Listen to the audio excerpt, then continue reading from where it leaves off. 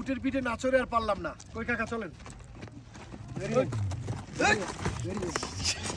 হ্যাঁ ধরে যাই শাবাশ। আল্লাহ, আমি কিন্তু একটু ভয় পাইছি সিরিয়াসলি।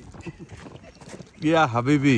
ইয়া হাবিবি কাম টু দুবাই। এটা কি দুবাই না, কাম টু সাফা। হ্যাঁ ইয়া হাবিবি come to Safa. Thank you হাবিবি।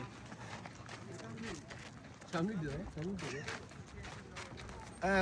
সবাই আসলে বয়স যাই হোক না কেন, আপনার আনন্দ ভুলে যাওয়া যাবে না।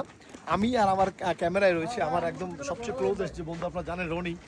আমরা একটা মুহূর্ত উপভোগ করতে কিন্তু ছাড়তেছি না। ওমরা এসে আমরা উটের ঘোড়াটাও ঘুরতেছি।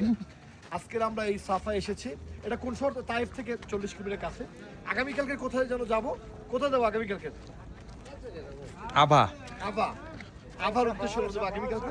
তো আপনারাও বয়স আল সাফা, আপনারাও বয়স যাই হোক না কেন ঘুরতে কিন্তু কেউ ভুলবেন না।